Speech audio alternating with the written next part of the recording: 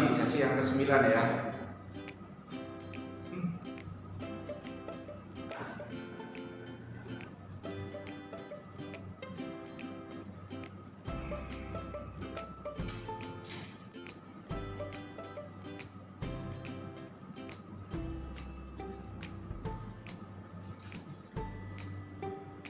Salam sehat untuk kita semuanya anak-anakku.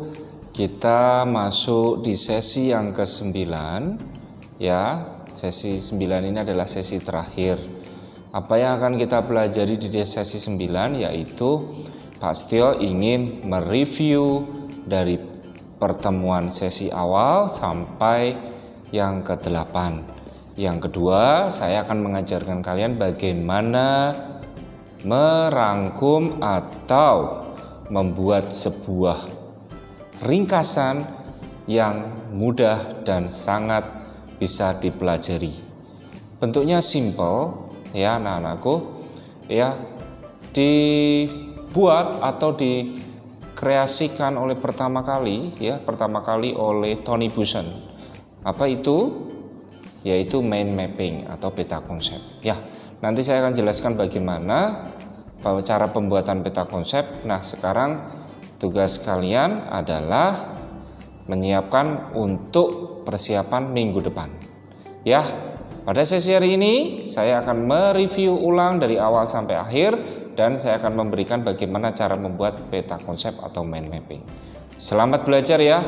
Belajar itu menyenangkan, apalagi belajar matematika. Selamat belajar.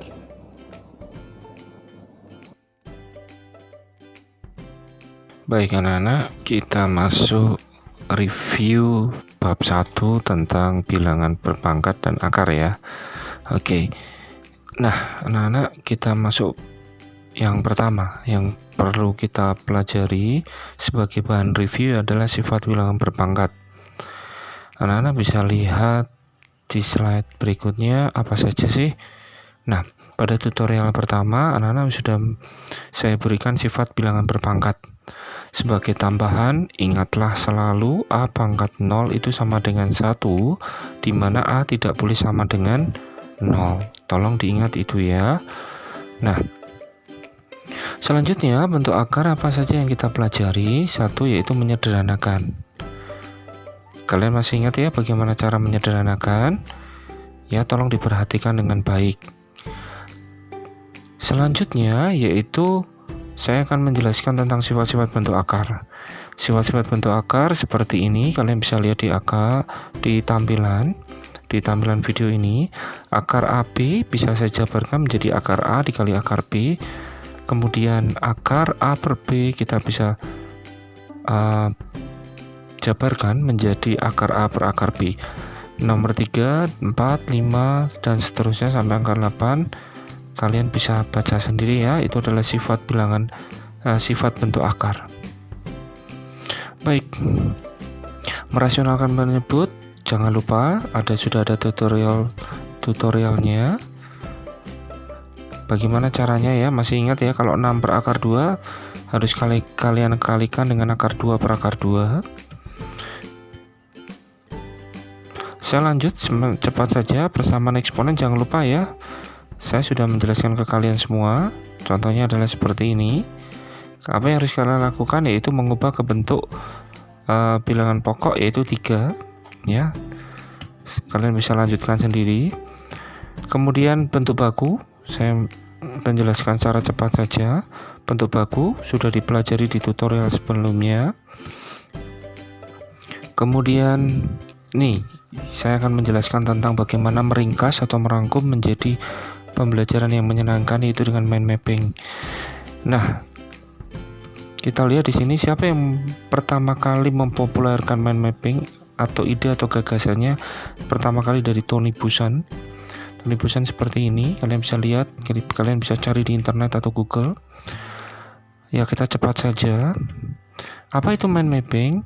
Ya, mind mapping itu peta konsep dalam bahasa Indonesianya. Ini adalah gambaran tentang peta konsep. Nah, peta konsep itu adalah suatu alat untuk mempermudah kalian untuk belajar.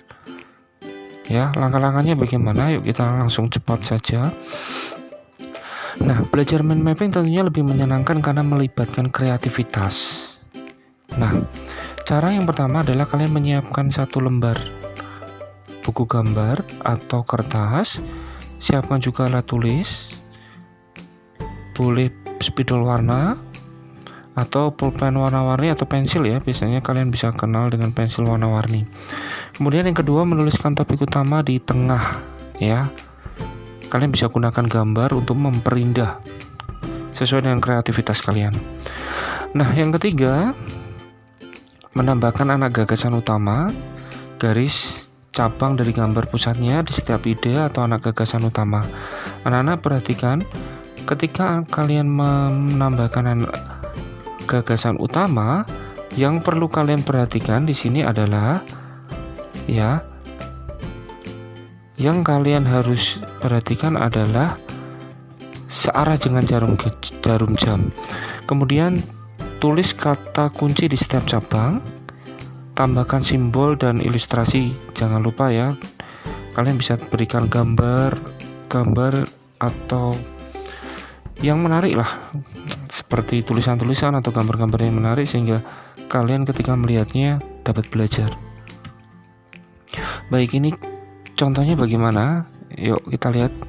Ini adalah contohnya, kalian bisa lihat ada pengertian, semesta, himpunan kosong, himpunan irisan, ada gabungan, selisih, komplement, dan soal cerita. Nah, kalian bisa tambahkan gambar-gambar yang menarik di peta konsep atau mind mapping kalian. Nah, yang perlu kalian perhatikan, ini adalah contoh yang kedua. Setiap subtopik warnanya sama ya nak, baik tulisan maupun alurnya. Tolong itu menjadi bahan pertimbangan.